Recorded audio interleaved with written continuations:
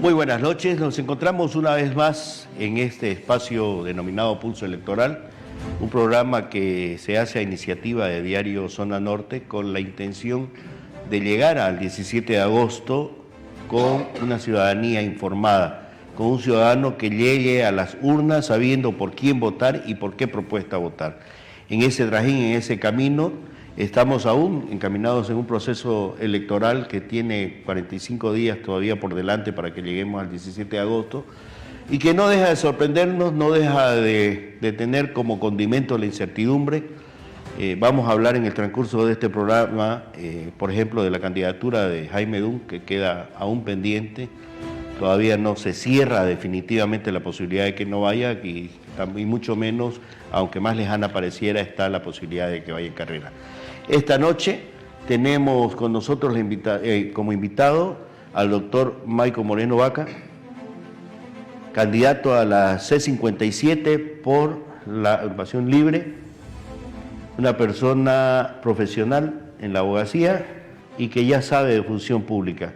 Muy buenas noches, Maico. Coméntenos en primera instancia quién es Maico Moreno para que nuestra audiencia conozca de su candidato de la C57 por libre. Muy buenas noches, Juan Carlos. Gracias por la invitación. Gracias por este espacio que nos brinda a todos los candidatos. Felicitarlos por su programa. Bien, yo soy Maico Walter Moreno Vaca. Tengo 41 años, relativamente joven, pero también con experiencia. Soy padre de familia. Tengo una esposa. Tengo un hijo de 12 años. Vengo de una familia de un nivel medio, se puede decir, que como todos los bolivianos, los montereños, también sufrimos esta crisis. Somos de familia trabajadora, emprendedores. Yo soy abogado de profesión. Inicié mis estudios, soy montereño, ¿no?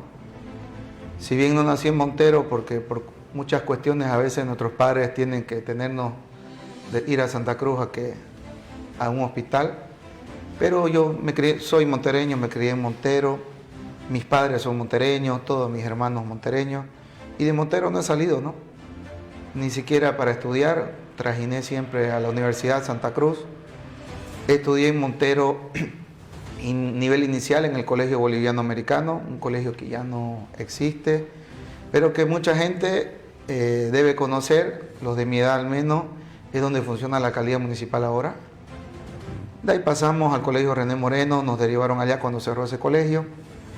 También estudié en el Colegio Iberoamericano, que es donde era el Holy Cross, por un tiempo, también un colegio que ya no está, pero en los cuales tengo muchos recuerdos de mi infancia, tengo de los amigos, de los compañeros. Después pasé a nivel medio, estudié y salí bachiller en el Colegio Juan Pablo II. Luego me fui a estudiar a la universidad, a la UTEPSA, trajiné como muchos de nosotros a Santa Cruz, ya haciendo de día, haciendo de noche, haciendo ese sacrificio. Y bueno, después de egresar ya como abogado, como experiencia profesional, mi primer trabajo fue en la Defensoría de la Niñez de aquí en Montero. Estuve ahí como asesor legal 2 a 3 años en la gestión del alcalde del MNR, Ronald Nieme. Cuando llega el MAS, yo renuncio, ¿no? Porque por convicción, ¿no es cierto? Me voy e ingreso a la carrera judicial. Fui actuario secretario de juzgado, tengo esa experiencia en el Poder Judicial. Luego me fui como fiscal de materia a Cochabamba, un año estuve allá. Después de volver, estuve como asesor en varias gestiones en la alcaldía de Santa Cruz, asesor legal en varias unidades y como consultor también. Y bueno, después entro al Ministerio del Trabajo. He sido jefe regional del trabajo por un año en la gestión de Yanine Áñez. Y cuando vuelve el MAS también renuncio de la misma manera por ideología, por convicción. porque nunca he comulgado con el movimiento del socialismo. Y eso creo que me abrió las puertas, ya fui un poco más conocido en el medio, en la prensa, y bueno, me vieron los de Rubén Costa y me invitó a ser su gobernador. En mi paso por la subgobernación estuve 5 meses, porque era una época de transición. El anterior subgobernador había renunciado para ser candidato asambleísta. Entonces buscaron una persona, me buscan a mí, y desde ese rol ya conocí lo que es la provincia, Obispo Santisteban, los diferentes municipios, las necesidades que tiene la gente, no solo de aquí, de Montero, la ciudad, sino los diferentes rincones y el agro, ¿no? La agroindustria, la ganadería, todo lo que producimos, ¿no? Lo que cuesta al productor sembrar, mucho contacto con la gente allá, mucha gente humilde, pero toda trabajadora en nuestro norte integrado. Y bueno, esa es mi experiencia. Soy también hincha de Guavirá. Dato importante. Es un dato muy importante, pero soy hincha de verdad. Ya, yo desde muy chico, y todos saben de que cuando Guavirá jugaba en el Tahuichi no éramos locales, no teníamos estadio, hacíamos el local en el Tahuichi.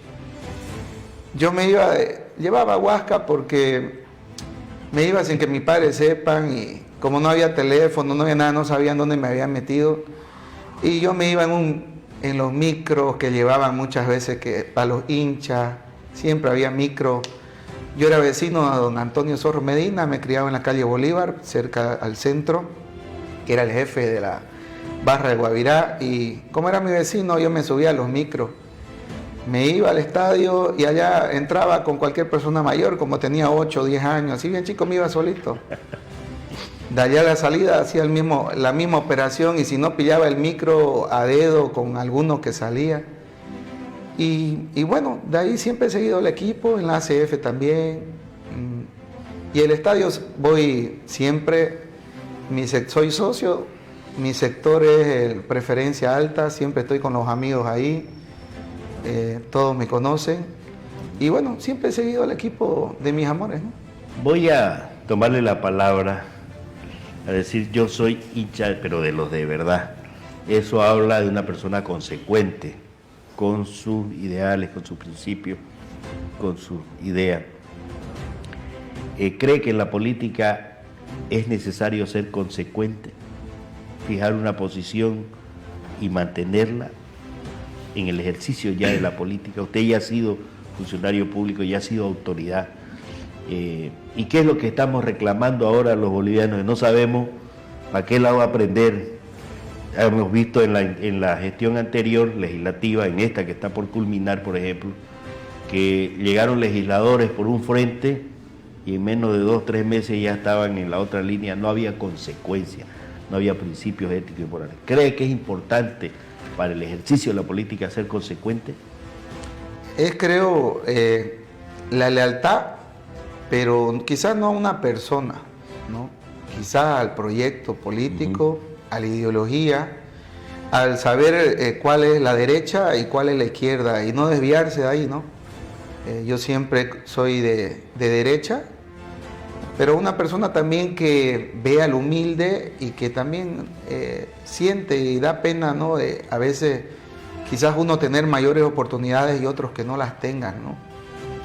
Duele ver a la gente cuando va y le pide, cuando uno está comiendo y le piden una moneda y aparece otro. Demuestra que la situación económica es muy mala, que no hemos salido de la pobreza, que el movimiento del socialismo vendió eso de decir que trabajaba por los pobres. Sin embargo, los únicos que salieron de la pobreza fueron ellos mismos. Nos robaron. Y bueno, a lo que usted me decía, sí hay diputados o hay políticos que llegan al poder y luego allá ya se olvidan de la gente, ven sus intereses, empiezan a transar o recibir dinero por una cosa y por la otra, y la que ya menos le importa es el proyecto político. Y después usted lo ve en la vereda del frente, y no hay esa consecuencia, esa lealtad. Yo desde que empecé en política, empecé en Demócrata, hoy estamos en una alianza libre, sigo en Demócrata, no me he ido ni me pienso ir para otro lado hasta que, bueno, si es que algún momento Demócrata pudiera desaparecer, como partidos tradicionales terminan en algún momento dejando de existir, y bueno, aparecen unos nuevos proyectos pero sobre la misma línea, ¿no? Como son partidos tradicionales como el ADN, el MNR, que ya vinieron a menos y que tienen un poquito, ¿no?, ya de... Eso se ha venido reclamando, ¿no? En los últimos tiempos, de que si bien se han venido a menos el ADN, el MIR, el MNR, que son los partidos tradicionales que ha tenido el país, se nacía pues y se moría el MNRista, ¿no? Se nacía y se moría el adenista, no es que en el camino me iba a cruzar al ADN y de ahí me iba a cruzar al MIR y iba a volver al MNR, eso no existía. Había un principio, ideología, y había consecuencias de quienes estaban en la política, lo que no hemos visto en estos últimos tiempos a partir de la creación de las agrupaciones. De esa consecuencia me voy al otro extremo que usted ha presentado de Maico Moreno, muchacho rebelde que le gustaba seguir sus deseos, como ir a seguir a Guairá. Ese ímpetu, esa juventud, ¿usted cree que es importante, Maico, que la juventud ingrese en la arena política, se interese por el cargo público, cuando se sabe que el cargo público es para servir, no para servirse? ¿Usted cree que es importante que haya esta nueva renovación? Creo que es el momento de los jóvenes, el momento del cambio. Si bien creo que aún soy joven, 41 años, pero ya con experiencia también, es bueno tener experiencia. Depende a la responsabilidad del cargo, ¿no? Si usted quiere ser diputado, necesita tener ya una base, conocimiento, ¿no?, para no ir allá a ser manipulado y levantar la mano, ¿no? Hay que tener una experiencia ya en gestión pública.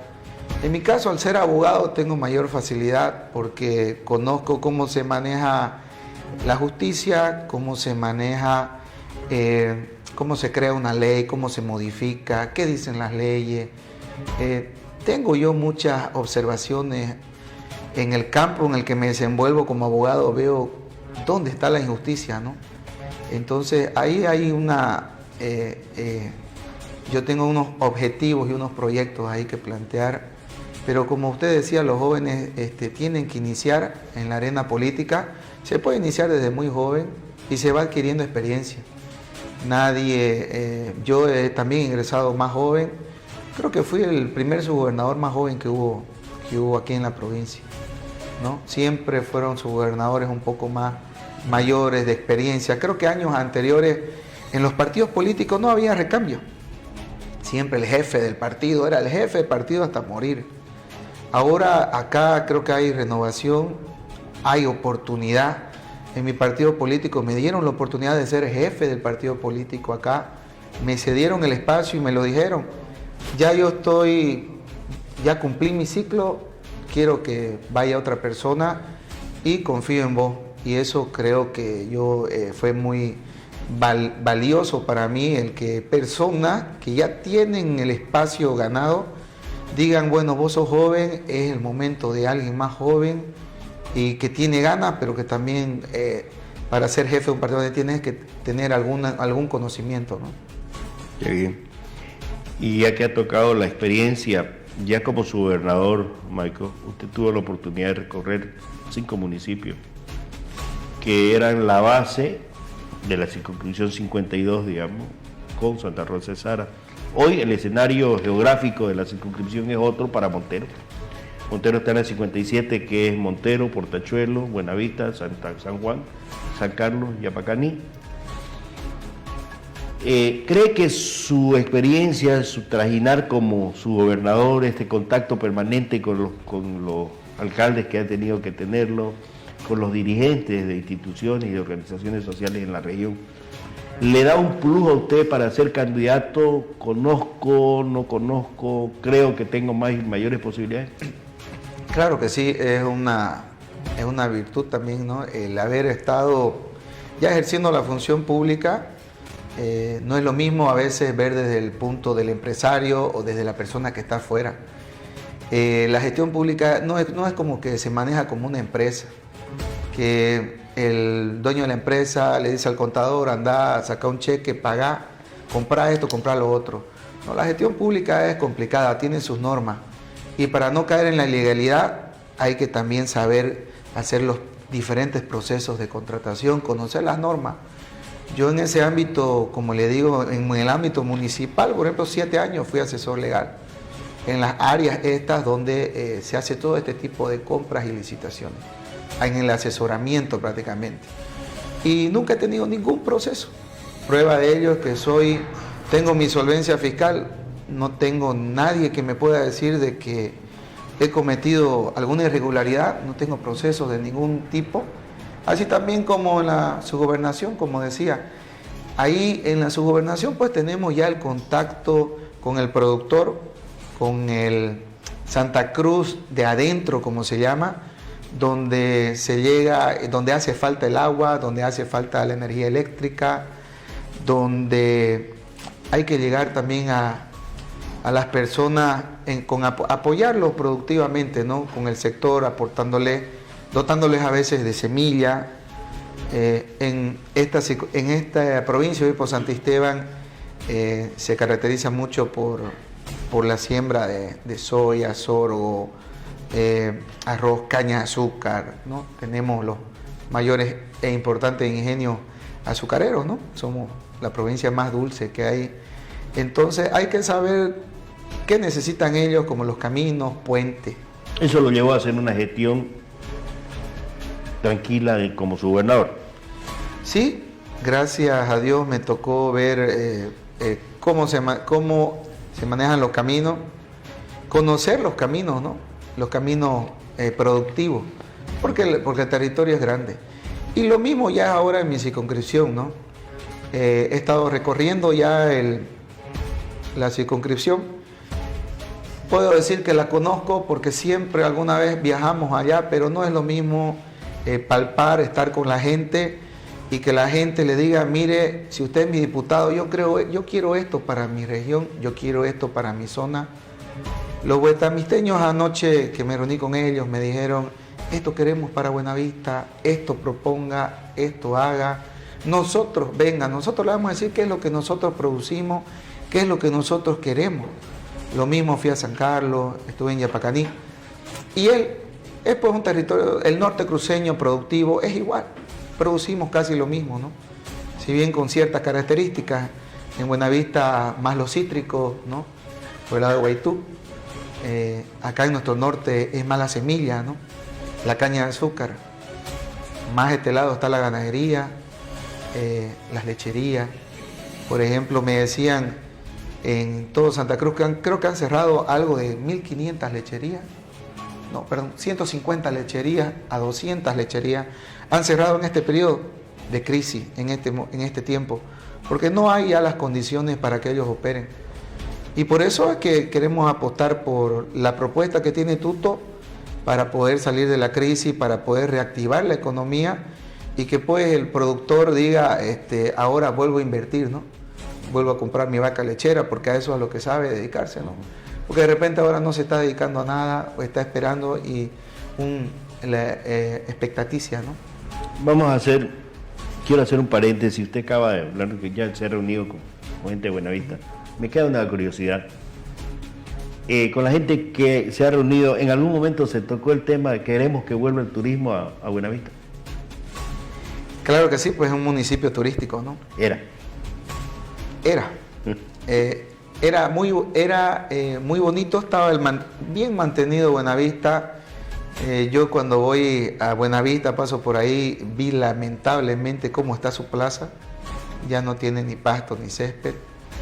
El hecho mismo de la falta de combustible hace de que ya la gente no vaya a visitar, ¿no? las regiones, no haga. Y también el tema de que haya la inflación, estamos gastando lo poco que ganamos en comer.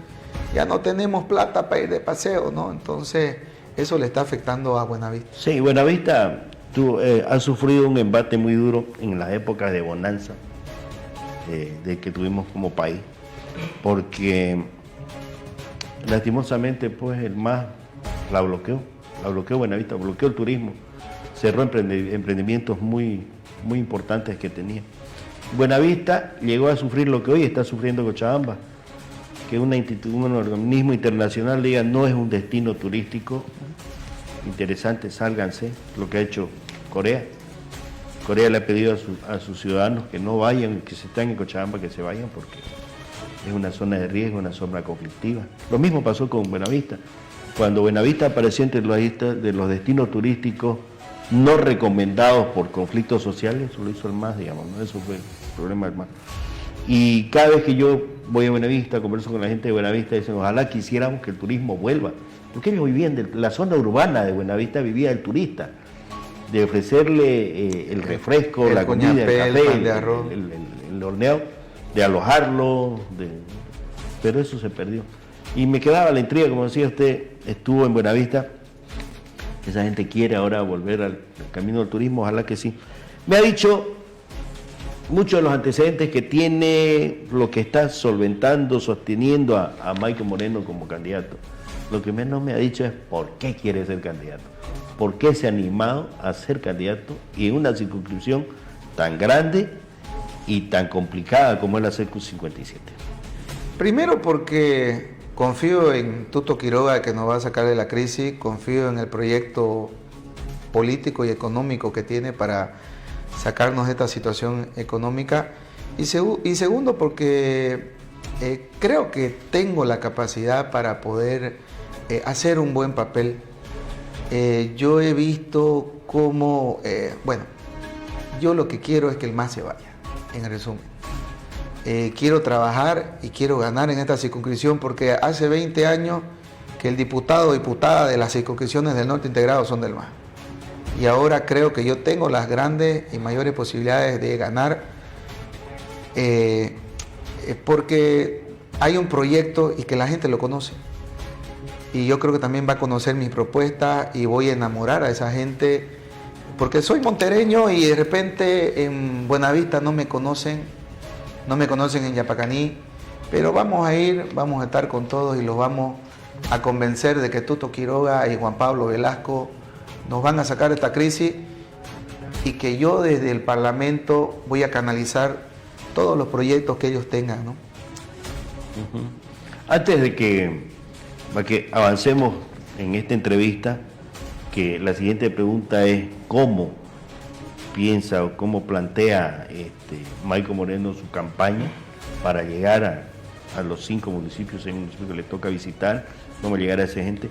Vamos a escuchar una nota que fue del análisis que hizo un analista que trajimos el día lunes, el doctor Erwin Callaú, que él decía de que, en resumen, nos decía de que los frentes, todos los frentes, estaban en contratiempo para hacer campaña y que tenían que acelerar. Escuchemos esa notita de don Erwin Callaú. La campaña casi es nula, ¿no? Uno es poco publicitario de alguno que otro candidato y no es más, digamos, ¿no? Y el sábado la proclamación o presentación de un candidato a diputado uninominal y no es más, digamos, ¿no? Falta que aparezcan los otros, que no hagan conocer su programa de gobierno de su principal candidato, su propuesta local de ellos para la circunscripción, no existe, no hay.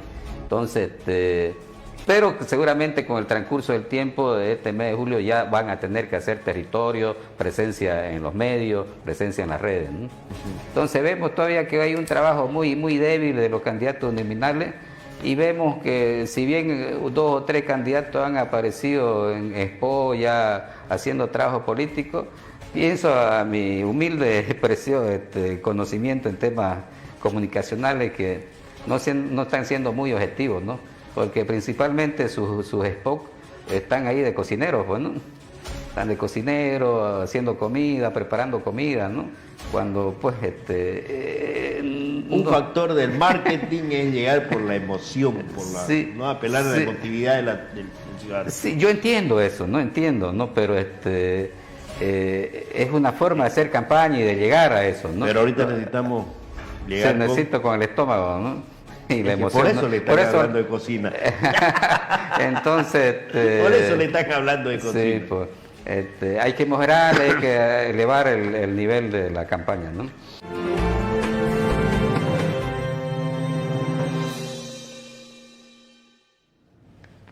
Lo ha escuchado, Michael, al doctor Callao. Es necesario acelerar, hay que cambiar de aquí en adelante el método de hacer campaña. Para los que restan, no nos restan más de 45 días. A ustedes no les resta más de 42 días para poder pedir el voto, para poder presentar su propuesta. Bien, la Alianza Libre es una convergencia de partidos políticos, agrupaciones ciudadanas.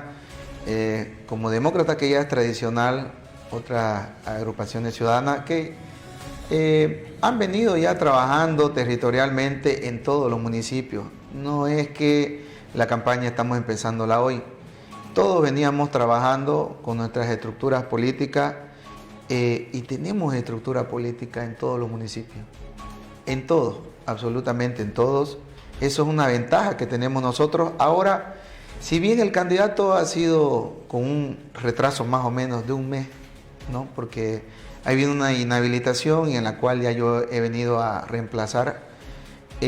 Como tenemos la estructura hecha, vamos ya a hacer conocer, que conozcan a mi persona como candidato, y tenemos ya una planificación para recorrer los municipios y hacer un trabajo sin ensuciar no queremos ensuciar la ciudad, no queremos manchar, pintar.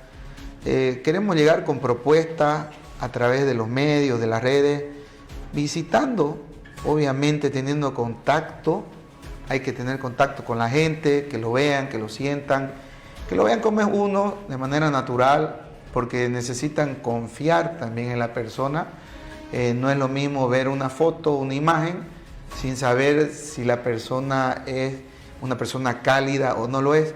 Yo tengo una ventaja aquí en Montero de que ya me conocen. No todos me conocen, voy a ser sincero, porque mi periodo que tuve en la subgobernación fue de 5 meses. También tuve un periodo, como le decía, en el Ministerio del Trabajo de 1 año. Y anterior a ello también estuve en la Defensoría de la Niñez. Mucha gente me conoce porque a mucha gente colaboré, asesoré, ayudé. Y seguramente si hoy me ven, quizás los que me conocieron hace 15 años y se acuerdan, quizás ya un poco más gordito, ¿no? Pero seguimos igual simpáticos. Entonces, yo creo que vamos a hacernos conocer rápido. Tenemos que trabajar, ponernos las pilas. No puedo confiarme porque en los demás municipios no soy tan conocido como en Montero. Si bien la estructura me va a hacer conocer allá, pero ellos me están pidiendo recorrer y todos los días, ¿no? Para poder llevar nuestra propuesta y que la gente crea en mí, pero también creen en Tuto Presidente, en Juan Pablo Velasco. Ya a Tuto lo conocen en todos lados y la aceptación que hemos visto por Tuto Quiroga va a hacer que ganemos la circunscripción. Hemos hablado de propuestas. ¿Qué propuestas más o menos podría delinearnos se tienen que van a ser importantes para este norte integrado? A ver, empezaré hablando, por ejemplo, fuera de lo que soy abogado y conozco la justicia y que tengo muchas propuestas para modificar leyes, la justicia que yo la veo que no es una justicia independiente, es una justicia que el que tiene plata dirige o dalea la justicia a su lugar. Y el que no la tiene, lamentablemente, no tiene justicia. Yo tengo mucha gente, clientes que van y lamentablemente no se puede hacer mucho y hasta frustra al abogado, por más bueno que uno sea, a veces no se puede. Y cuando se va peor contra el poder político, ¿no? Ese que persigue, encarcela. O como usted lo ve, a Evo Morales, que ha matado 6 policías hace un mes, que ha violado niña, que tiene múltiples procesos, que ha sido corrupto, que nos ha robado, y usted lo ve atrincherado, si bien atrincherado, pero que el Estado no va y cumple su rol punitivo, ¿no? De sentar presencia en un territorio y de hacer justicia por esas víctimas, porque esas esas madres, esos hijos que han quedado huérfanos de estos muertos por el simple hecho de que Evo sea candidato cuando no puede ser, que quiere violar la constitución política del Estado y las leyes las veces que él quiera, y que amenaza con grupos armados, terroristas, desde el Chapare, con que no haya elecciones, que atenta contra la democracia, y eso pues es terrorismo, ¿no? Y usted ve que el Estado no hace nada. ¿Por qué? Porque es el mismo gobierno. Por eso es que nosotros queremos que Tuto sea presidente y que se haga justicia. No buscamos venganza, pero que se haga justicia, ¿no? Y como usted me decía, entre propuestas fuera de lo que es la justicia, por ejemplo, yo tengo un proyecto de ley que estaba elaborando, es un proyecto de ley para crear una zona franca industrial en el Parque Industrial de Montero. Me interesa mucho de que una zona franca, para que entienda la gente, es una zona geográfica en el cual tiene muchos beneficios en lo impositivo, en lo tributario, ¿no es cierto? Para no pagar impuestos, para no pagar aranceles aduaneros y generar desde ahí mayor comercio, mayor producción, porque si no paga impuestos y hay esos beneficios arancelarios, usted va a tener pues un parque industrial inmenso, ¿no? Lo primero que deberíamos hacer también es concretar impulsar que se concrete con Tuto de presidente, esta carretera que viene desde Los Troncos, que pasa por el puente Vanegas y que llega hasta Okinawa, que es muy importante porque también el producto que nosotros tenemos que va para el Brasil tiene que dar la vuelta a Santa Cruz y eso genera costo económico, ¿no? Tenemos ferrocarril también para poder sacar los productos. Entonces hay que impulsar esto para que toda nuestra producción que tenemos acá podamos sacarla vía terrestre y lo más importante con esta zona comercial franca, porque hay zonas francas comercial e industrial, ¿no? Ese es uno de los proyectos que yo tengo, más la carretera que le acabo de mencionar. Y también, como me mencionaban en Buenavista, pero que la carretera, también que hay un proyecto carretero que ya está con los recursos aprobados para hacerlo realidad, que es la carretera Buenavista, que pasa por Guaitú, Santa Fe de Lamboró, que bordea el Parque de Lamboró, porque no lo penetra, porque eso es importante decirlo, y que va y sale a Santa Cruz, ¿no? Para que también los productos de esta zona vayan y vengan y vayan al interior del país y salgan también para la Argentina en base a esta carretera que le va a ahorrar en combustible y en tiempo a los transportistas, y que se truncó quizá por intereses políticos del MAS, por querer llevar esta carretera por un lugar donde no debe, donde iba a dañar los acuíferos que son el sustento del agua, de este elemento vital que los cruceños tenemos para los próximos años. Entonces, ¿por qué este gobierno no decidió por intereses políticos de repente de pasar por donde tienen sus amigos propiedades en la carretera, sin importarle por dónde? Es que no se ha hecho realidad. Entonces nosotros le prometemos a nuestros comunarios de Buenavista y Apacaní, a todos nos favorece, a los mismos portachueleños, de que estos proyectos pues tienen que hacerse realidad, de que tenemos que volver, de que tenemos también que de esta manera impulsar la industria, la ganadería y todo lo que producimos, ¿no? Nada fácil la tarea que se pone, porque hay una lectura de gente de Montero, de que una vez haya esa carretera que conecte la doble vía La Guardia, el kilómetro 15, con Caranda y Buenavista, se evita Guarnes y Montero, Portachuelo. El transporte pesado ya no entraría aquí en el sur. Entonces, hay lecturas que creen que eso afectaría a la economía local, regional. Ahora, usted la equipara con el tramo Los Troncos Montero, que sí viene de la zona este, que tiene... Seguramente le va a tocar debatir mucho ahí encontrar consenso. Esperemos que se logre en ese tema consenso, porque no va a ser fácil aprobar esa carretera, darle utilidad, porque hay voces en contra, ¿no? Y hablando de esa necesidad de encontrar consenso, una vez hagamos el ejercicio que Michael Moreno es elegido diputado y que tiene que trabajar por todos sus municipios, y tiene aquí en la esquina el municipio rojo, allá el azul, el verde, el amarillo. ¿Usted tendría algún miramiento, algo adverso de trabajar con todos sus municipios sin importar el color político? ¿En qué momento Michael Moreno, si fuese elegido, se quita la camiseta de Libre y se pone la camiseta de la C57? Desde el momento que sea elegido, tengo que ponerme la camiseta de la C57 y trabajar por todos los habitantes, estantes y habitantes de los 6 municipios que conforman esta circunscripción. Eso no significa de que yo vaya a ir a negociar o pactar con masistas, ¿no?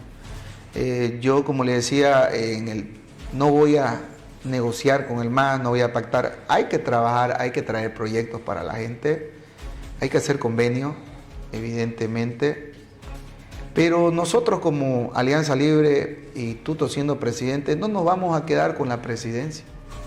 Vamos a trabajar para tener el nivel intermedio, que es la gobernación y los municipios, para que no vuelvan al MAS. Y no vamos a tener la necesidad de trabajar con el MAS. Eso es lo que espero. Porque yo no creo que después de 20 años de este modelo fracasado, la misma gente que ha apoyado al MAS ya no lo va a apoyar.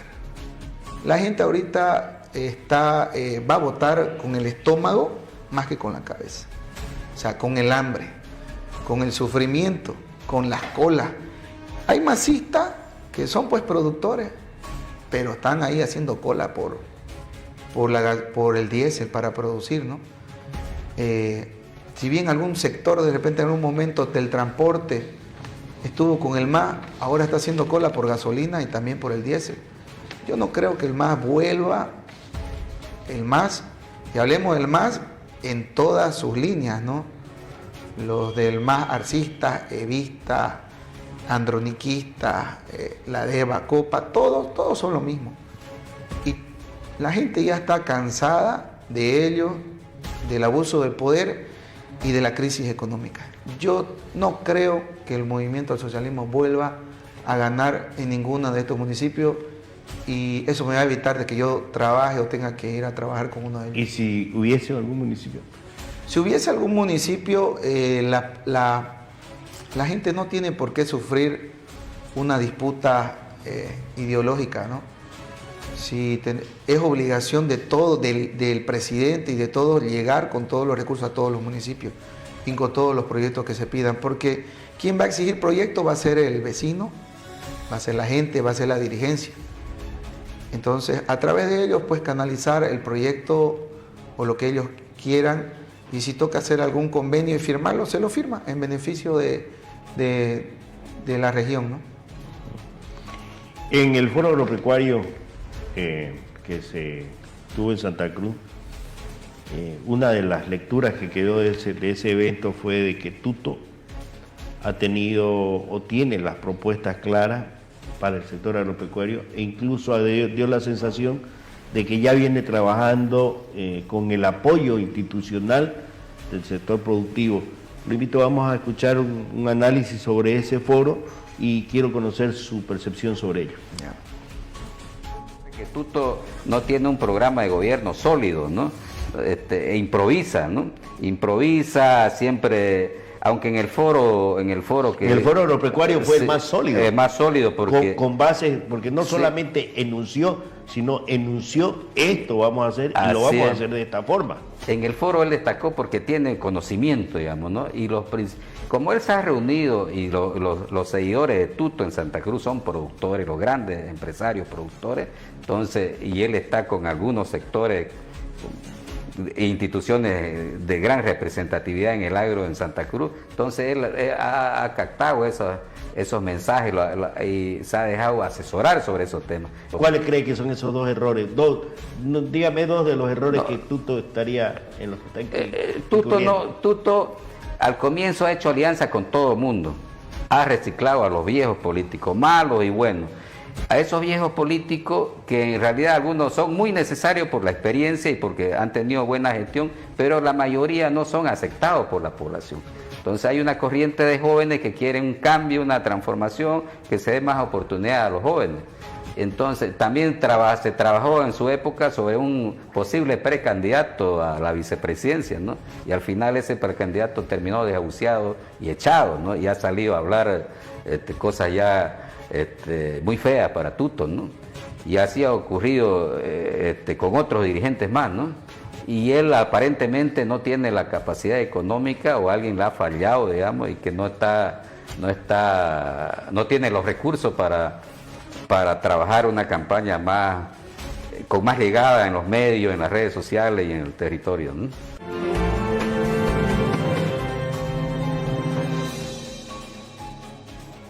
Coincide, Maico, con que Tuto Quiroga se ha dado el trabajo de reunirse con los sectores productivos del departamento, de conocer a fondo su propuesta de lo que necesitan, sus demandas. ¿Coincide con que ha hecho ese trabajo, Tuto? Tuto Quiroga tiene una propuesta bien clara, ha sido de las personas que ha expuesto qué es lo que quiere hacer a diferencia de otros, qué es lo que quiere el agro. Ha iniciado su campaña, ha estado mucho en Santa Cruz y tiene pues como aliados a productores, ¿no? Como Branco Marinkovic, como Rubén Costa y como los demás que vienen de un sector productivo, ¿no? Pienso que la CAO, donde fue el foro, y de todo el sector productivo, creen que él es el más capaz porque ha expuesto muy bien cuál es su plan, cuál es su proyecto. Por ejemplo, el uso de la biotecnología.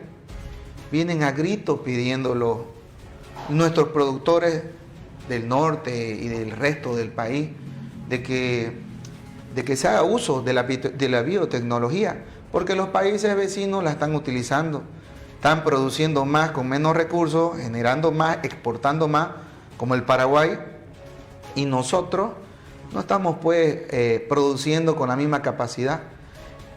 La biotecnología es pues la semilla modificada genéticamente de acuerdo al espacio geográfico y al clima.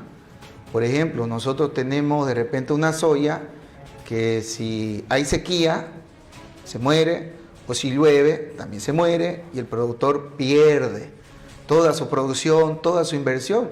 Yo he visto llorar productores en la prensa cuando se desborda el río aquí en el norte cruceño. Entonces, si ellos tienen una semilla genéticamente modificada, va a poder ser resistente al agua. Lo mismo en los valles. El tomate o lo que producen ellos, si producen con semillas genéticamente modificadas, van a ser resistentes al frío. Como ahorita debe haber heladas y seguramente van a salir nuestros productores, a llorar. ¿Y qué sucede? Aparte que el productor pierde su inversión, lo que se endeuda, y tiene que volver a esperar meses para volver a sembrar y cosechar, encarece el producto. Nos afecta a todos nosotros porque disminuye. Tuto ha sido bien claro también el que hay que darle seguridad jurídica al productor. ¿Qué significa seguridad jurídica? Que el gobierno del MAS lo que ha hecho es permitir que haya avasallamiento de tierra, ¿no? Tierras con producto ya, con sembradíos, con todo, y inclusive con armas ha ido la policía, la prensa y salen corriendo. Y usted no ve que haya justicia, ¿sí? Se quedaron ahí, o se lo robaron todo, se comieron el ganado, destruyeron todo, se irán después, se quedarán, no lo sé, pero no hay seguridad jurídica. Ese es un punto muy importante porque yo desde el punto de vista como abogado veo que las penas por el avasallamiento, así como por el abigeato que también afecta, son muy leves. Se ve muchas veces, ¿no? Agarraron a un señor, a una persona con unas vacas, se la estaba robando, va a su audiencia cautelar, va a la prensa, ya yo le digo, ese va a salir libre. ¿Por qué? Por el tipo de delito, la pena y por el procedimiento penal que determina que no haya una detención preventiva. Entonces hay leyes que hay que cambiar. Si vamos a dar seguridad jurídica, pues endurezcamos penas pues a los vigiatistas y a los avasalladores. Y quizás no basta con la pena, pues hay que cambiar la justicia. Para eso hay que cambiar de gobierno, para que tengamos una justicia imparcial y que haya pues una orden de arriba de decir, no, juez que no haga justicia con el avasallador, se lo destituya. Porque aquí como los protegen, el juez bajo presión del gobierno termina liberando, el fiscal no termina investigando nada, porque hay presión del gobierno y esto es lo que genera esa inseguridad en invertir. Porque ¿quién va a invertir si después se le van a entrar? Eso creo que son pilares fundamentales y lógicamente el combustible es un pilar fundamental para que produzcamos, que es el diésel, proporcionarle para que no hagan fila, ¿no? Garantizarle el diésel y también el biodiesel, producir biodiesel que es con la soya, si no me equivoco, producir más soya para que se haga el biodiesel y produzcamos nosotros nuestro propio diésel, así como el etanol con la caña de azúcar, para también inyectar más recursos económicos. ¿De qué nos sirve importar más combustible y que la plata salga cuando aquí podemos producir nuestro diésel y podemos producir el etanol? ¿No es cierto?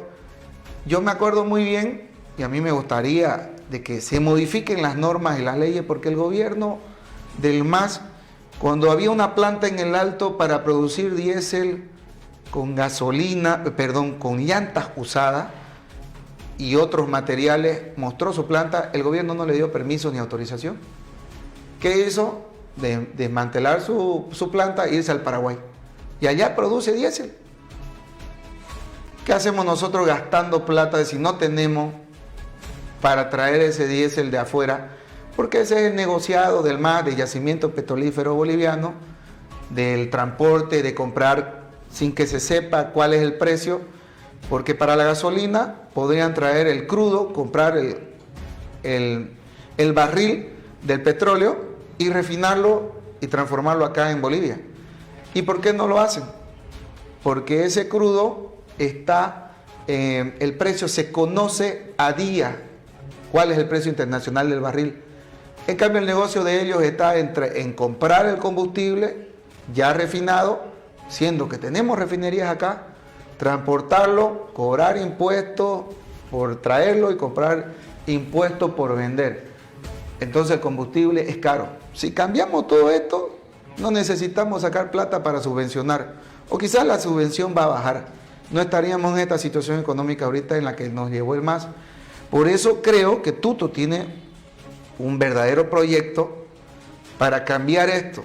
Estamos ahorita sufriendo por escasez de combustible porque no quisimos que haya el biodiesel, el etanol, porque produzcamos nuestro propio diésel y al margen de que estamos exportando menos gas, nuestro gas, ¿no es cierto?, es más liviano que el de otros países que es más para combustible. Tenemos el etanol, metano, pentano, butano, que son los gases que tenemos dentro, y al sacarlo tenemos más gas, que es el metano.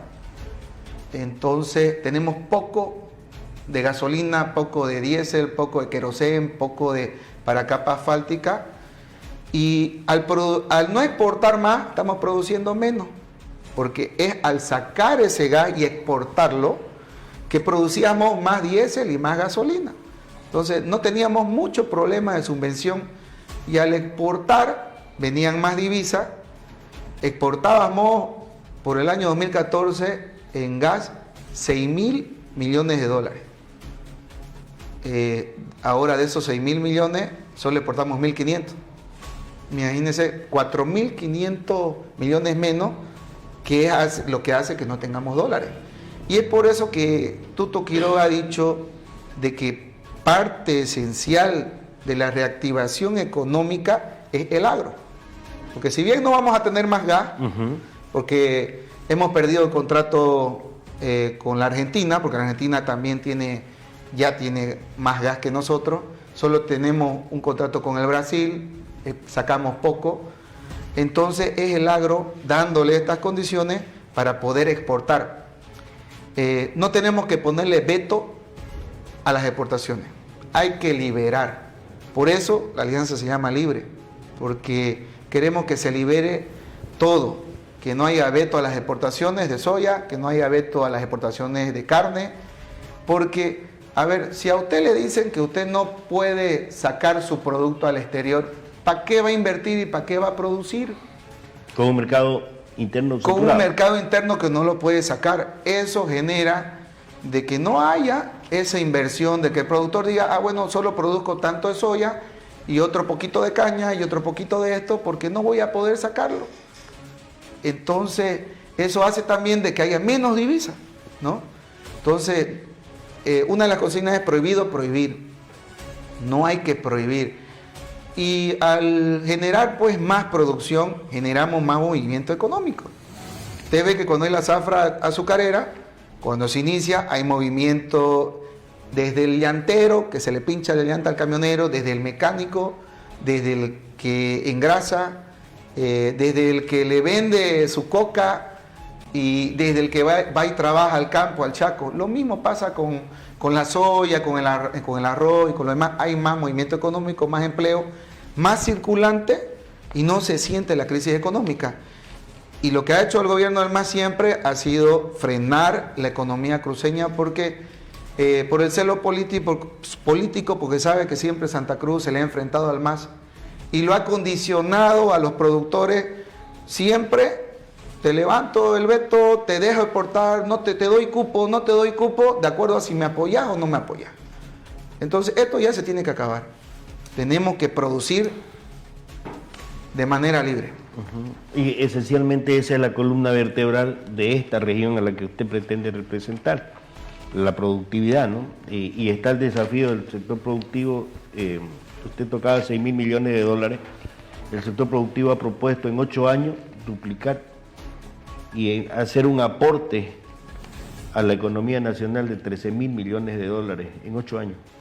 Si le dejan hacer todo eso que usted ha mencionado, que los candidatos todos se han comprometido, incluido Tuto Quiroga, la libertad de exportaciones, biotecnología, seguridad jurídica, acceso a los combustibles. No tenemos necesidad del gas, ¿no? Porque sí, o sea, podemos sí producir. La tenemos, pero hay una respuesta inmediata nuestra y además lo han reconocido, incluso el mismo Tuto Quiroga ha reconocido el sector que ahorita nos puede sacar de la crisis, de inmediato empezar a duplicar números, es el sector productivo y es el que usted pretende representar. ¿Qué tan importante va a ser para Maico Moreno tener conectividad, conexión con los sectores productivos a través de las instituciones? La propuesta de Tuto Quiroga es darle condiciones, no prohibir nada, no vetar, darle las condiciones que ya las he desarrollado y que son lo que le conviene a toda nuestra circunscripción. Todos son productores, la mayoría producimos, ¿no? La extensión territorial de la circunscripción es grande y no toda es urbana, ¿no? Entonces, estas propuestas le caben bien al electorado de nuestra circunscripción y creo que en base a eso que lo vamos a hacer realidad, porque no son propuestas que sean mentiras, que se les estemos charlando. Es algo que los mismos productores se le han propuesto también y le han dicho, sí, esto es lo que queremos. Porque lo vienen proponiendo hace mucho tiempo, solo que el gobierno nunca les dio oído. ¿Qué hace Tuto? Agarrar todas esas necesidades, porque no es algo que de recién se sepa. Ha dicho, todo lo que ustedes quieren, todo lo que ustedes piden, lo vamos a hacer. Porque la biotecnología, ¿cuántos años que vienen los productores pidiéndola y nunca quiso el gobierno darle biotecnología? Precisamente ese fue un tema que conversé de manera personal con Rubén Costa y le decía, ¿qué se siente? A Rubén Costa le decía, ¿qué se siente que la agenda que Rubén Costa impulsó hace 10, 15 años, porque no nos olvidemos que el CIAT fue el primero en Bolivia en adelantarse a tener un laboratorio para ir viendo el tema de biotecnología, y lo tenemos acá, sí. Está dentro del norte integrado, está dentro de la provincia. Fue el que habló de la vertebración carminera e invirtió y siguen siendo los mismos problemas de siempre, no hemos avanzado en 20 años. Seguimos sobre la misma. ¿Qué va a hacer que esto suceda? Si la propuesta, usted acaba de decirlo, no es de ahora. Hace mucho tiempo que sabíamos que la solución para mejorar la productividad de la tierra estaba en la biotecnología, no en crecer más en frontera agrícola, sino en producir más en el mismo terreno. Y los estudios de los cañeros, los olleros, los trigueros, los arroceros demuestran de que es factible, pero que además no hay que inventar nada ni esperar nada, es copiar la tecnología que está al lado. ¿Qué cree que va a ser la fortaleza que va a tener Libre, que va a tener Tuto, que va a tener la gente que lo acompaña a Tuto para hacer realidad esto? El principal problema de esto es el centralismo. Y Tuto Quiroga propone una autonomía total, una autonomía por la que luchamos muchos años, la constitucionalizamos, está en la Constitución Política del Estado, tenemos nuestro estatuto autonómico, tenemos una ley marco de autonomía que nos dicen cuáles son nuestras competencias, pero los recursos nunca nos los dieron, como debíamos, ¿no es cierto? Tuto ahora propone que en vez de que el gobierno central maneje el 85% de los recursos de todo el país y solo el 15% para gobernaciones, para alcaldías y universidades. Tuto propone que eso se invierta, que el 68% pase a las regiones y solo el 32% se quede en el centralismo. Invertirlo en salud, en educación, en seguridad jurídica y en que estos recursos vengan a nuestras gobernaciones para que podamos nosotros, eso que siempre hemos visto, que los caminos, los proyectos, por ejemplo, una carretera de ruta nacional que es de competencia del gobierno nacional, si no me equivoco, el 60% de los recursos lo pone el gobierno nacional y le saca el 40 o el 30% a la región. 80-20 en inversión. Más o menos. ¿Por qué tendría que la gobernación asumir un costo que es del gobierno nacional? Eso era para decir, yo hago la carretera, pero te saco tu plata a vos. Y ahí está la figura de que la gobernación le toca hacer una carretera de la red departamental y no tiene la contraparte del gobierno central. Con la diferencia de que el ABC encima recauda para el mantenimiento de vía, todo lo lleva a La Paz, no lo deja en Santa Cruz, y la gobernación cuando hace una carretera es con sus recursos propios y no tiene después para mantenerla. Y el gobierno no le da un peso para que haga esa red. ¿Eso con qué? Porque no le va a alcanzar a la gobernación para hacer todos los caminos que quiere, pero el centralismo sí, para decir, yo hice esta obra, yo hice esta carretera. Claro, y el gobernador que tiene un montón de competencias, pero que no tiene plata, tiene que hacer de tripas cuajo y tiene que hacer lo que puede. Yo lo he visto desde su gobernación, conozco cómo es, y eso hay que cambiar. Hay que cambiar esas leyes que han venido a cercenarnos nuestros recursos. Nos dieron la autonomía, nos dijeron, vos ponés tu gobernador, vos elegilo, porque antes, quizás hay jóvenes que no saben cómo era esto, una de lo que se pedía para hacer autonomía y de lo que constituye la autonomía es pues elegir a tu autoridad local. Antes nos lo ponía el centralismo, nos lo ponía el presidente. Usted para ir a quejarse con él no podía hacer nada porque él dependía del presidente, nunca se le iba a enfrentar al presidente porque lo destituía. En cambio, tenemos un gobernador y podemos ahora legislar de leyes departamentales en base, sí, a esas competencias que nos dieron. Ahora, ¿cuál es el tema de los recursos? De que la gobernación cruceña, por ejemplo, maneja el 1% del presupuesto general del Estado. El 1%. Es el departamento más grande, el más extenso, el más poblado. Solo le dieron el 1%. ¿Se acuerda cuando hicimos los bloqueos por el censo de población y vivienda? ¿Qué exigíamos? No solo que nos cuenten, no solo de que haya el censo y que haya la redistribución de escaños, para que tengamos un escaño más, que encima nos engañaron, pero ese es otro tema. Pero se pedía de que haya una redistribución de recursos de coparticipación tributaria. Equitativa a la cantidad. Equitativa. La ley de decía que tenía que ser hasta el año pasado, septiembre. Mire a la fecha que estamos y ni un peso, ¿no? Entonces, ese es el centralismo, eso es lo que tenemos que cambiar, con un presidente que te promete autonomía total Y además lo dice en frente de los líderes cruceños que lucharon por la autonomía, ¿no? Y que son parte de la alianza. Es decir, es una garantía de que eso sí se va a cumplir. Tenemos la autonomía en papel, nos faltan los recursos. Además, Tuto propone de que haya una descentralización, una autonomía en educación y en salud. Usted ha visto la salud, que cuando usted va a una posta sanitaria que es de primer nivel, responsabilidad del municipio; segundo nivel, responsabilidad del municipio; tercer nivel, responsabilidad de la gobernación; cuarto nivel, que no existen los de cuarto nivel, recién es del gobierno central. Todos los recursos que tiene el pobre municipio, la pobre gobernación, tiene que meterla en su recurso que le llega del centralismo en comprar remedios, en contratar personal. El gobierno nacional debería dar todos los ítems de los médicos, del sector de los batas blancas. Y como no da los ítems, hay que ir a llorarle para que nos dé unos 5 ítems, 10 ítems más. Tiene que hacer la gobernación, contratar consultores, el municipio, gastar de sus recursos, de su presupuesto, que debería invertirlo en su competencia, en hacernos parques, plazuelas, calles, pavimento, obras de equipamiento social y demás obligaciones que tiene el municipio, y no lo puede cumplir porque el gobierno central no manda lo que es para la salud. Lo mismo en la educación. En la salud, el ministro entrega el ítem a quien quiere, al de su partido político. Usted no sabe quién es su médico viene desde La Paz, viene desde el centralismo, viene acá, y nosotros tenemos nuestros estudiantes salidos de medicina o farmacéuticos que no tienen empleo. Porque ¿a dónde tienen que ir a pedir el trabajo? Tienen obligado que hacerse masistas o buscarse un amigo masista para poder entrar a un trabajo.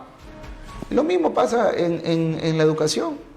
Tenemos que saber quiénes son pues nuestros maestros, y todo eso viene digitado desde La Paz. Quienes pagan el sueldo, quienes dan los ítems, dan las condiciones, es el gobierno central. Eso es lo que propone Tuto. Descentralización total, que es la autonomía. Ese proceso de descentralización, traspolémoslo a la C57. Puntual. ¿Cuáles cree que son las necesidades urgentes que tiene la región en el tema de salud? La falta de ítem. Si bien, a ver, hay ¿cuántos hospitales de segundo nivel hay en esta circunscripción? ¿No? Hablamos de Montero, la 57. Tenemos de segundo nivel en Montero, Hospital de Niños y el Hospital General. En Portachuelo hay un hospital. Sin certificación, sin calificación. Sin calificación, pero es un buen hospital, relativamente un buen hospital. Pero de ahí para adelante no hay. Yapacani tiene uno de segundo nivel, sin Y calificación, pero sí con las condiciones. Sí, Buenavista no tiene. Y San Carlos tiene un hospital de que también está supuestamente de segundo nivel, pero que es un hospital integral, digamos. Pero habría que ver cuántos especialistas tiene. Exacto. Para hacer un hospital de segundo nivel. Entonces, ¿cuál es la propuesta? Son del nombre, es traer los médicos adecuados que se necesita para tener un hospital de segundo nivel con las especialidades que se necesitan. Desde el gobierno central. No, desde la competencia de él. Hay que descentralizar, por eso es la propuesta de que sea la gobernación en su competencia del tercer nivel y los municipios primer y segundo nivel que ellos sean, ¿no? Darle los recursos para que ellos contraten. No decirles, no te doy porque no hay plata y vos contratalo y hacer tu consultor y ve de dónde sacás plata. Que eso es lo que sucede ahora. Porque uno de los problemas que tiene justamente esta circunscripción es que Montero absorbe los enfermos, los pacientes de todo el norte integrado, y es porque en el resto de los municipios no hay centros de atención integral de salud, mucho menos segundo nivel. El primer nivel también es muy escaso, digamos, ¿no? Es muy limitado. A mí me decía, no sé si será verdad, pero cuando fui a Minero me decían, todos los minereños nacimos en Montero. Claro. No había maternidad. No había maternidad. No había. En su carnet de identidad dice Montero, pues son minereños. Entonces, eso es lo que hay que cambiar. A ver, Es pues el municipio y su gente que tiene sus recursos de decidir, quiero este médico, pero el municipio es decir, pero no tengo la plata, porque también tengo que ver esto, tengo que ver lo otro. Pero si el gobierno central se lo da, entonces el municipio va a decir, ya tenés plata, ya te la di, ahora vos contratás. Porque el gobierno central siempre, en tema de los recursos, en tema de ítem, a donde tienen gobierno masista, ahí sí le cumplen. Donde le bloquean, ahí le cumplen. En el Chapare le cumplen. Pero donde hay un municipio opositor, búscatela, ve de dónde sacás para tu médico, ¿no? Sin ir lejos, veamos Montero y Guarnes, pues. Montero no ha recibido ni una obra de gobierno hasta ahora, recién va a concretar que una o dos antes de irse. Y en Guarnes tiene una inversión de más de casi 500 millones de bolivianos. Seguridad ciudadana, salud y educación en infraestructura. Y a Montero no le ha llegado nada, por ser de la otra línea, digamos. Entonces, si usted fuera legislador mañana, apelaría a la distribución equitativa de los recursos, que el Estado atienda a todos por igual. Si somos de la línea autonomista, si hemos luchado por la autonomista y creemos, no porque lleguemos a un gobierno vamos a ser centralistas, ¿no? Sería un error.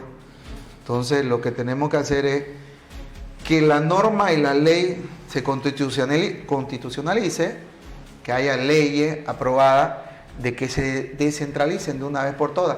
Y eso me evitaría, inclusive a mí como diputado, de ir a ver dónde falta un médico para yo decir, pónganlo acá, porque el municipio va a manejar sus propios recursos. No necesitarían tanto del gobierno central si es que hay una verdadera autonomía. Una descentralización real. Real, con recursos, tenemos una autonomía que el centralismo no nos dejó tenerla plena, total, y nos coartó con los recursos. Mucha gente piensa a veces que la autonomía era que seamos autónomos. No, es una forma de descentralización administrativa, política, ejecutiva y de recursos. No era lo que muchos a veces dicen, pero la autonomía no fue la autonomía, de que nosotros, eso sería independencia, pues, ¿no? O algo similar al federalismo. ¿No? Es que sin necesidad de modificar la Constitución y ser federales, podemos profundizar más las autonomías, ver cómo elegir a nuestro comandante policial, ¿no? Que no lo elija desde el de La Paz y que lo obedezca al gobierno central y no le haga caso al alcalde para ir a patrullar, ¿no? Pues si el alcalde le dice, pues, no, yo obedezco allá, vos no me he mandado, y por último dame combustible, dame esto. El gobierno manda sobre la policía, pero no le da ni para combustible, ¿no? Le obliga al municipio a invertir un 10% en seguridad ciudadana y el Estado solo paga. ¿Eso incide en que tengamos problemas de seguridad ciudadana? ¿El mal manejo, el mal apoyo de la policía? Incide porque ese 10% que es pues poco, ¿no? Tuto plantea que del 15% que manejan alcaldías, gobernaciones y universidades, manejen el 68% más o menos. No es algo que yo le puedo decir el 68%. No es una ecuación matemática. Matemática no es, porque cuando lleguemos al gobierno vamos a trabajarlo y vamos a ver si es más, es menos o por ahí más o menos, ¿no? Perfecto. Estamos entrando en la recta final, casi una hora de conversación. ¿Le queda algo en el tintero a Maico en esta primera entrevista? Porque la siguiente entrevista, en la que la vamos a invitar, ya va a ser para que vamos hablando de temas puntuales en el tema de infraestructura, salud, educación y las propuestas legislativas que usted lleve.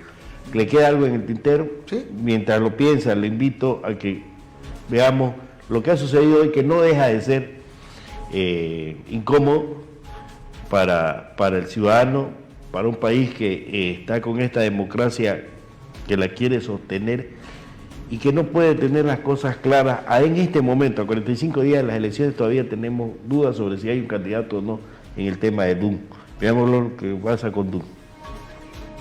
La sala plena del Tribunal Supremo Electoral, el día de hoy, a través de la resolución 107-2025 de 2 de julio, ha determinado la inhabilitación del candidato Jaime Guillermo Dun de Ávila como candidato a presidente en la lista del partido Nueva Generación Patriótica.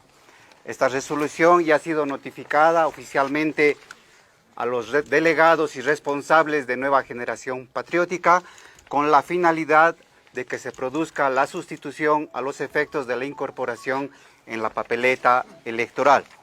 ¿Cuál es el fundamento principal de esta resolución?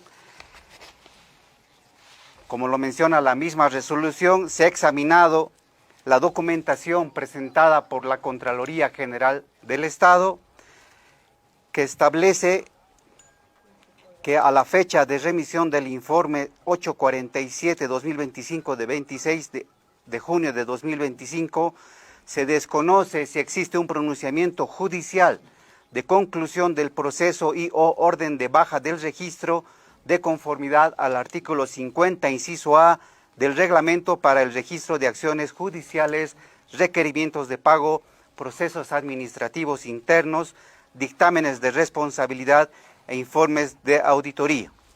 La resolución que emite el Tribunal Supremo Electoral se ha basado estrictamente en la información que nos ha remitido la Contraloría General del Estado, que establece que no es posible verificar la solvencia del ciudadano Jaime Guillermo Dun de Ávila ante el fisco debido a que el certificado de información sobre solvencia 78-2089 no acredita la solvencia del señor Jaime Guillermo Dun de Ávila. Se han producido más de 500 sustituciones en caso de inhabilitaciones y renuncias a la fecha, pero además la Sala Plena ha considerado más de 80 impugnaciones. 500 sustituciones, 80 impugnaciones. Esto nos sigue marcando un terreno incierto en estas elecciones. Hasta ahora no se han resuelto esas 500 sustituciones, si es que están habilitados. No sabemos quiénes van y quiénes no van todavía. Pero el caso de Dun ha llamado la atención porque es un candidato a la presidencia que hasta ahora no logra habilitarse. Pero Tuto se ha referido hoy al tema y Tuto ha lamentado que no vaya Dun, porque cree que era un candidato liberal que tenía propuestas interesantes y que va en el camino de esta transformación que quiere la corriente de la derecha, digamos, para Bolivia. Pero Branco Maricoviga ha ido más allá. Branco lo ha invitado a Dun. De hecho, venga y súmese a este proyecto y echémosle. ¿Cómo lo ve, Michael? Lo veo con optimismo. Sería importante, si es que Dun, que aún todavía le queda algún recurso administrativo de impugnación y demás, pero si se llegara a concretar su inhabilitación, pues sería bienvenido a Libre para poder aportar en la salida de esta crisis económica.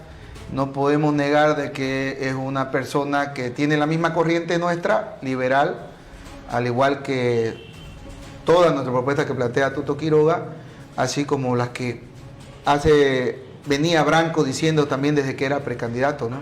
Y creo que sería un candidato, una persona que sumándose aportaría mucho a esta alianza y seguramente podría ser un futuro ministro de Economía, ¿no? Que nos ayudaría a salir de esta crisis. Interesante la acción. ¿Queda algo en el tintero, Michael? ¿Ha revisado sus apuntes?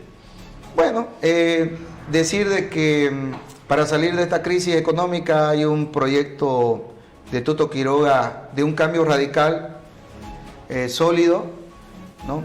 Que viene principalmente con una propuesta de un crédito con financiamiento externo, no créditos de estos corruptos y de los que se le llevó la Zapata, la novia de Evo, sino créditos para equilibrar la balanza de pago, esta balanza comercial, que es cuando tenemos menores exportaciones y mayores importaciones, que es hoy lo que estamos viviendo, y por eso no hay lo que necesitamos, dólar, y eso ha creado una inflación. Entonces hay un plan de salvataje que también plantea que haya una reducción del gasto público. Tenemos en el gasto público, el gasto público ha subido desde que ingresó el MAS de 1.700 millones, ha triplicado a 3.900, 3.700 millones de dólares, que eso se va en sueldos, viáticos, aviones, paseos del presidente, vicepresidente, de los ministros y demás. Entonces, cuando tú tienes un Estado que ya genera menos, debes dejar de gastar, pues, ¿no? Es como la economía nuestra, si yo ya mi negocio me está generando menos, yo sigo gastando más, sigo viajando y encima me sigo prestando plata para poder solventar esos gastos. Esa es la propuesta de Tuto, cerrar empresas deficitarias, venderlas si es que se pueden vender. Yo, por ejemplo, tengo unas para nombrar como EMAPA, son empresas a pérdida, Papelbol, Quipus, una empresa que produjo computadoras y no se las vieron, nadie las compró. Son empresas deficitarias que nos están gastando porque el gobierno está inyectando. Hay otras empresas como Beagro, es una empresa de producción agropecuaria. ¿Por qué tiene el Estado que intervenir en la agropecuaria y no dejar al empresario que lo haga? ¿Por qué el Estado se mete a competir? Porque va a ser una competencia desleal porque subvenciona, ¿no? Le hace una competencia al mismo productor porque quiere producir lo mismo que el productor está produciendo, porque no se aboca a otros rubros donde no produzcamos quizás, ¿no? Otra empresa, por ejemplo, la empresa pública de aceites ecológicos, y también la empresa esta espacial, y también hay una empresa que es la del ingenio azucarero San Buenaventura, ¿no? Crearon un ingenio azucarero donde no había azúcar, donde no había caña, no se podía sembrar. No hace mucho vi a esta persona, esta mujer, no me acuerdo su nombre, que ingresó a una fábrica de papas, creo, ¿no? También por acá, donde se va el gasto en funcionarios, no producen nada, está ahí. Entonces, todos esos gastos hay que reducirlos. Empresas que son deficitarias hay que cerrarlas. Y obviamente empresas que son como YPFB, ¿no? que sí tienen nuestros recursos y que producen, que son empresas estratégicas, esas obviamente no hay que privatizarlas, ¿no? Hay que hacer una evaluación de cada empresa. Y también para apoyar al sector, también el plan está en reducir los impuestos. El plan es, como hace Paraguay, el impuesto el IVA, que es el 13%, reducirlo a 10%, porque es el 13% en Bolivia, y el impuesto a las utilidades de las empresas, que es el 25%, reducirlo a 10%. Eso para poder reactivar la economía, para que la informalidad se vuelva formal, se amplíe el espacio, los contribuyentes, porque a ver, si usted tiene ahorita un impuesto del 13% más el ITE del 16%, más lo que le saca después, más todo lo que tiene que hacer una empresa, 40%. Más todo lo que tiene que hacer una empresa, pagar sueldos y demás. Entonces, si usted eso lo reduce, si usted ahorita tiene 2 contribuyentes que le aportan 3 bolivianos cada uno, va a tener 6 bolivianos. Pero si usted tiene 10 contribuyentes que le aportan 1, va a tener 10 bolivianos. Vamos a tener más recursos porque va a haber más ingresos, más formalidad, pero a todos nos van a beneficiar porque vamos a poder crear empresas, emprendedurismo, exportar y poder producir, pues, ¿no? Que es lo que Bolivia ya necesita reactivarse. Muy bien, hemos llegado a la conclusión de esta entrevista. Casi una hora hemos conversado y un poquito más. Queda pendiente mucho por hablar de la propuesta. Hemos conocido un candidato joven, un candidato con mucho ímpetu. Veo en sus palabras consecuencia, por lo menos es lo que conocemos públicamente de Michael Moreno, y veo mucho interés en que cambie la cosa, en responder a esas necesidades de la población, a esas necesidades de los sectores productivos que son los que mueven la economía. Ojalá se concrete. Será el trabajo que hagan de aquí en adelante en la campaña la que defina quién es nuestro diputado. Y quiero comprometerlo, Michael, para una próxima visita, para ya hablar de temas concretos. Quizás estamos trabajando en la posibilidad de tener más de un candidato, pero no para enfrentarlo, no para nada, sino para que los candidatos sean presentes en su propuesta y sea el ciudadano el que defina, esta es mejor propuesta en economía que esta otra, esta es mejor en salud. Porque lo que queremos es que el ciudadano llegue informado a ese 17 de agosto para emitir su voto y no lo vote su voto. que el voto sea útil de verdad, pero útil para este país que hoy lo que necesita es resolver sus problemas de crisis y de abastecimiento. Gracias, Michael, y gracias a todas las personas que nos han acompañado en esta casi hora del programa, y estaremos el lunes nuevamente en otro programa. Muchas gracias por la invitación y espero poder volver. Me interesa mucho debatir para también conocer la propuesta de los demás candidatos, poderlas digerir y ver si alguien está mintiendo, no está mintiendo, se la está charlando, ¿no? Muy bien, así será. Muchas gracias a todos.